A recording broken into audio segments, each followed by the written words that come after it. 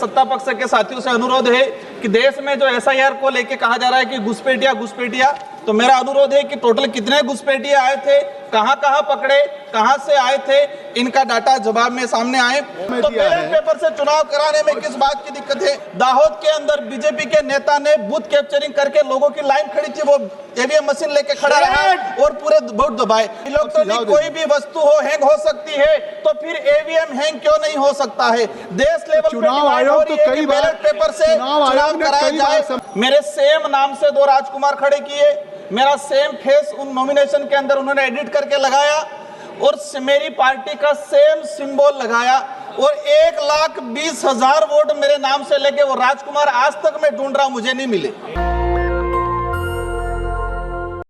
आज एसआईआर पर सदन में हंगामेदार चर्चा हो रही है, काफी हेल्दी भी चर्चा हुई। मैं विशेषकर कम ही समय लूंगा, मैं कोशिश करूंगा कि कम समय मेरी बात रखूं।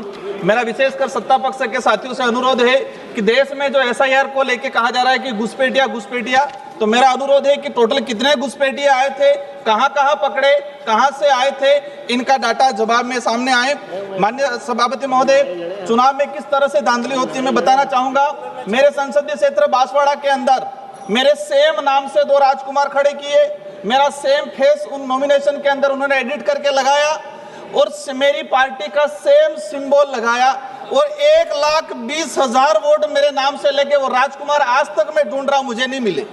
माननीय सभापति महोदय, मेरे संसदीय क्षेत्र में वोट चोरी नहीं हुई, वोट चोरी तो हुई, लेकिन वोट चोरी होने के साथ साथ कांग्रेस पार्टी के CWC मेंबर को भी चोरी किया, उम्मीदवार भी चोरी हुआ, मेरा फेस चोरी हुआ और मेरी पार्टी का जो सिंबल था वो भी चोरी हुआ और 1,20,000 वोट लेके फिर भी बांसवाड़ा की जनता ने लोकतांत्रिक तरीके से धमाकेदार आपका सुझाव क्या है? और 2,48,000 वोटों से जिताया। आपका सुझाव क्या है? माननीय सभापति महोदय, मैं कहना चाहूंगा कि जिस तरह से लोकतंत्र की हत्या की जा रही है, दाहोद के अंदर बीजेपी के नेता ने बूथ कैप्चरिंग करके लोगों की लाइन खड़ी थी, वो ईवीएम मशीन लेके खड़ा रहा और पूरे वोट दबाए। मेरे संसदीय क्षेत्र में 84 उपचुनाव, सोलंबर उपचुनाव में धांधली की।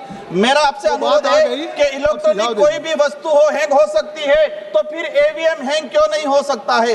देश लेवल चुनाव आयोग तो कई बार बैलेट पेपर से चुनाव कराया जाए, तो बैलेट पेपर से चुनाव कराने में किस बात की दिक्कत है कि आप उनको ईवीएम का कई बार डेमो सर, मेरा एक मिनट पार्टी के सर मैं एक ही मिनट में अपनी बात को रखना चाहूंगा कि कोरोना काल में जिस तरह से प्रभाव पड़ा था, इसी तरह इस एसआईआर की वजह से शिक्षा पे प्रभाव पड़ा। अधिकतर शिक्षक कर्मचारी लगाए। मेरा निवेदन है आपके माध्यम से कि देश के सरकारी शिक्षण संस्थाओं।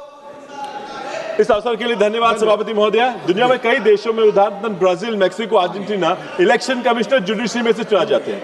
दक्षिण अफ्रीका और अन्य देशों में चुनाव आयुक्त चुनने की समिति में जजों को नियुक्त किया जाता है। सर 30 सेकंड के लिए, केवल 20 सेकंड। 30।